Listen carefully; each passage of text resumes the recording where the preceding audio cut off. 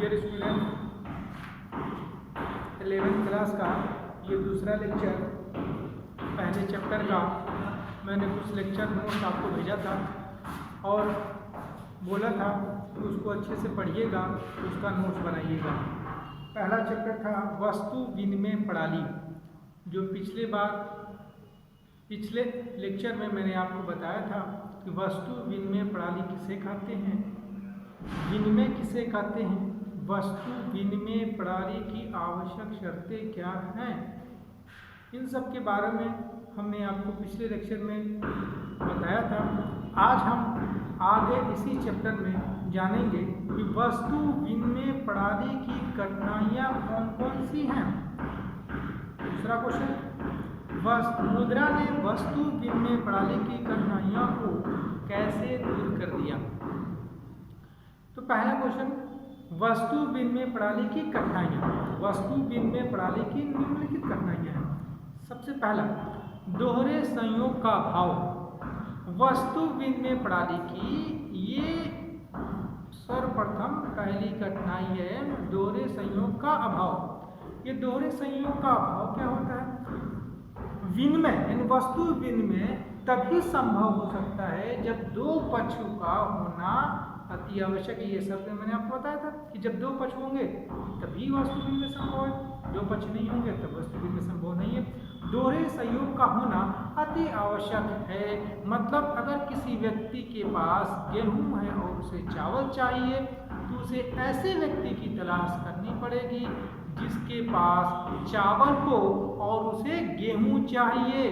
अर्थात एक ऐसा व्यक्ति जो मुझे आवश्यकता है उसके पास हो और जो उसको आवश्यकता हो वो मेरे पास हो, ऐसे संयोग का होना अति आवश्यक है। अगर ऐसा संयोग नहीं बनता है तो वस्तु विनिमय प्रणाली संभव नहीं है। तो वस्तु विनिमय प्रणाली में इस सबसे पहली कठिनाई था कि ऐसे संयोग का मिलना, वस्तु विनिमय प्रणाली की ये पहली कठिनाई थी। ऐसा संयोग बहुत कम मिला करते थे। जैसे अगर हमारे पास बकरी है, हमको गेहूं चाहिए, तो अगर जिसके पास गेहूं है उसे चावल चाहिए, उसे बकरी नहीं चाहिए, तो ये वस्तु विनिमय प्रणाली नहीं हो सकता। वस्तुओं की अविभाज्यता, वस्तुओं की अविभाज्यता की एक कठिनाई है। मतलब क्या ये इसमें क्या है कि बहुत सारी ऐसी वस्तुएं होती हैं जिनका हम विभाजन कर दे तो उसका मूल्य स्वतः समाप्त हो जाएगा। जैसे राम के पास अगर गाय है तो गाय देकर कपड़ा, गेहूं, चावल चाहता है, और ये कपड़ा, गेहूं, चावल अलग अलग व्यक्तियों के पास है और वो तीनों व्यक्तियों को उसके बदले में गाय चाहता हो, तो अगर राम गाय के 3 हिस्सों में बांट दे, काट दे, तो गाय का मूल्य स्वतः क्या हो जाएगा? समाप्त हो जाएगा। वस्तु विनिमय प्रणाली की एक कठिनाई है। मूल्य मापक का अभाव।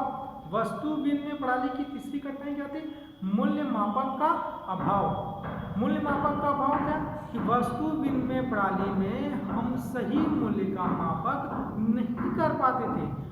एक क्विंटल गेहूं देकर कितना चावल लेंगे या एक भैंस देकर कितना बकरियां लेंगे, इसका सही मूल्यांकन हम नहीं कर सकते। ये वस्तु विनिमय प्रणाली की एक कठिनाई ये भी थी। मूल्य का संचय।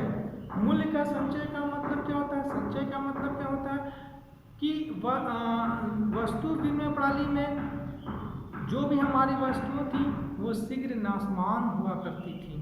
जैसे उस समय की वस्तुएं क्या थी? गेहूं, चावल, जानवर, पत्थर के औजार, जिनको हम अधिक समय अवधि के लिए संचय नहीं कर सकते थे। तो वस्तु विनिमय प्रणाली की कठिनाई ये थी कि हम वस्तुओं का संचय नहीं कर पाते थे। मूल्य का हस्तांतरण।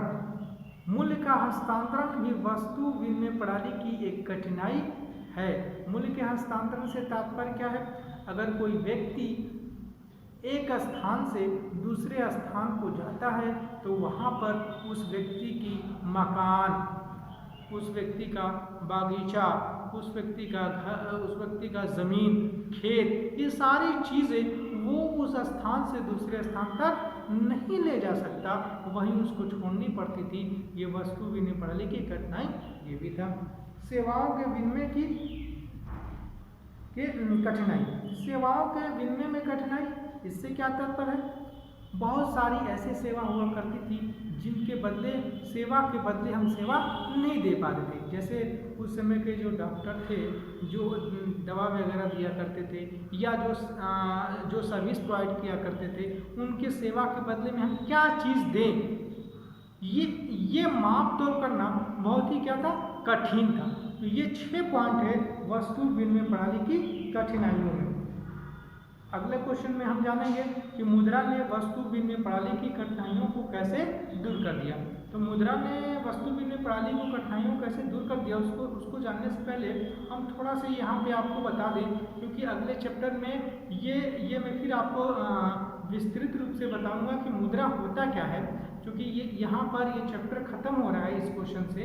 तो यहाँ थोड़ा सा मैं बता दूँ मुद्रा कहते किसके हैं। मुद्रा वह वस्तु होती है जिससे हम किसी वस्तु या सेवाओं का आदान प्रदान करते हैं, या जिसमें माप तौल करते हैं, या जिसके माध्यम से क्रय विनिमय का जो माध्यम होता है उसे हम क्या कहते हैं, मुद्रा, मनी, पैसा, रुपया कहते हैं।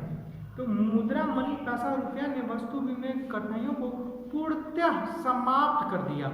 इसमें नंबर 1 जो इसका कठिनाई था, दोहरे संयोग का अभाव, ये पहली कठिनाई था। मुद्रा ने दोहरे संयोग के अभाव की कठिनाइयों को पूर्ण रूप से क्या कर दिया, दूर कर दिया। ऐसी कठिनाइयों को हटा दिया। कैसे हटा दिया? राम अपनी वस्तुओं को मुद्रा में बेचकर अपनी आवश्यकता अनुसार जिससे चाहे उससे अपनी वस्तु को क्या कर सकता है, खरीद सकता है। ये दोहरे संयोग की आवश्यकता नहीं पड़ती है। हम मुद्रा में अपनी वस्तु को चेंज करके उस मुद्रा के माध्यम से अपनी आवश्यकता की वस्तु परचेज कर सकते हैं। तो ये पहला पॉइंट था, दोहरे संयोग का अभाव। अब मुद्रा आ जाने के कारण हमें ऐसे व्यक्ति की तलाश नहीं करनी पड़ती है जो मेरी वस्तु ले ले, अपनी वस्तु दे दे। दूसरा, धन का संचय। वर्तमान समय में आप देख रहे हैं कि धन का संचय मतलब मनी, पैसा को हम 10 साल, 20 साल, 50 साल तक के लिए हम क्या कर सकते हैं, रिजर्व कर सकते हैं, रख सकते हैं।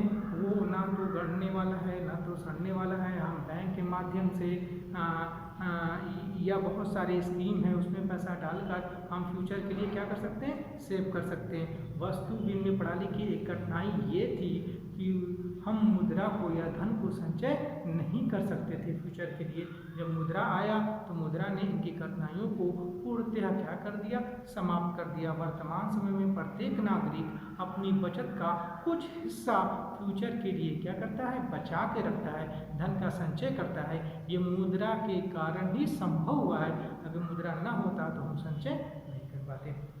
मूल्य मापक की कठिनाई। वर्तमान समय में मुद्रा ने मूल्य मापक की कठिनाइयों को पूर्णतः समाप्त कर दिया है। इस समय हम किसी भी वस्तु, किसी भी सामान का पूर्णतः मूल्य मापक कर सकते हैं। अगर बुक है उसकी कीमत क्या होगी, मोबाइल है उसकी कीमत क्या होगी, कंप्यूटर है उसकी कीमत क्या होगी। अगर किसी डॉक्टर के पास जा रहे हैं जो उससे हम सेवा ले रहे हैं, सर्विस ले रहे हैं, तो उसको हम कितना पैसा देंगे। मतलब हर चीज़, हर सेवा के मूल्य का डिसाइड हम कर सकते हैं। ये मुद्रा के आने से ही संभव हुआ है। मुद्रा नहीं था तो ये मुद्रा वस्तु विनिमय प्रणाली की एक कठिनाई थी। मुद्रा के आने के पश्चात इसको स्वतः कठिनाइयों को मुद्रा ने दूर कर दिया। मूल्य का हस्तांतरण। वस्तु विनिमय प्रणाली की एक कठिनाई ये थी कि मूल्य का हस्तांतरण। अगर कोई व्यक्ति एक स्थान से दूसरे स्थान को जाता था तो उसके जितने भी मकान, खेत, बागीचा जो भी हुआ करते थे उसको छोड़ना पड़ता था। वर्तमान समय में मुद्रा के आ जाने के पश्चात मूल्य का हस्तांतरण आसान हो गया है। अगर हमको एक स्थान से दूसरे स्थान पर जाके रहना है तो जो भी हमारे मकान हैं, दुकान है, ज़मीन है, बागीचा है, उसको मनी में एक्सचेंज करके, बदल कर, उसको बेचकर हम पैसा लेकर एक स्थान से दूसरे स्थान तक जा सकते हैं। मुद्रा ने वस्तु विनिमय प्रणाली की इस कठिनाइयों को भी पूर्ण रूप से क्या कर दिया है, दूर कर दिया है। लास्ट आपका था इस 5वां पॉइंट था भविष्य में भुगतान। वस्तु विनिमय प्रणाली की एक कठिनाई ये थी कि हम भविष्य में भुगतान नहीं कर सकते थे। भविष्य में भुगतान का मतलब क्योंकि उस समय जितने भी हमारी वस्तुएं थी उससे गिरे आसमान थी। अगर हमको 5 साल बाद किसी को भुगतान करना है, 2 साल बाद किसी को भुगतान करना है तो हमारी संपत्ति खराब हो सकती थी, नष्ट हो सकती थी, हम उसको नहीं बचा पाते थे। लेकिन मुद्रा के आ जाने के पश्चात हम जो भी चीज़ें परचेज करते हैं उधार उसका फ्यूचर में हम क्या कर सकते हैं, 10 साल बाद, 2 साल बाद, 4 साल बाद आसानी से भुगतान मुद्रा के रूप में कर सकते हैं। लास्ट पॉइंट था आपका सेवाओं का भुगतान। सेवा का वस्तु विनिमय प्रणाली की एक कठिनाई ये थी कि सेवाओं का भुगतान का आकलन सही रूप से हम नहीं कर सकते थे। मुद्रा के आ जाने के पश्चात टीचर को कितनी फीस देंगे, टीचर से सेवा ले रहे हैं, डॉक्टर की सेवा ले रहे हैं, एक वकील की सेवा ले रहे हैं, चार्टर्ड अकाउंटेंट की सेवा ले रहे हैं। जिस भी चीज़ों का जिस भी डॉक्टर, टीचर या वकील या चार्टर्ड अकाउंटेंट इनकी हम सेवा ले रहे हैं, इनके बदले में हम इनको कितना रुपया देंगे, ये मुद्रा आ जाने के पश्चात आसान हो गया है। हम मुद्रा में इनकी फीस को चुका सकते हैं। मुद्रा ने इनकी सेवा के बदले में भुगतान को स्वतः समाप्त कर दिया है। बच्चों, मैंने आपको फर्स्ट चैप्टर का सारी चीज़ें आपको बता दिया। मैंने आपको फर्स्ट क्वेश्चन बताया था विनिमय किससे करते हैं, वस्तु विनिमय किससे करते हैं, वस्तु विनिमय की क्या शर्तें हैं, वस्तु विनिमय प्रणाली की कठिनाई या वस्तु विनिमय प्रणाली को मुद्रा ने कैसे दूर कर दिया। ये आपके फर्स्ट चैप्टर के सारे लेक्चर थे। ये फर्स्ट चैप्टर आज यहाँ आपका क्लोज होगा, ख़त्म हो चुका है। आप इसको अच्छे से मेरे वीडियो को सुनिएगा, इसका खूब अच्छे से नोट्स बनाइएगा और उसको पढ़िएगा। जो चीज़ें नहीं समझ में आएगा पूछ लीजिएगा।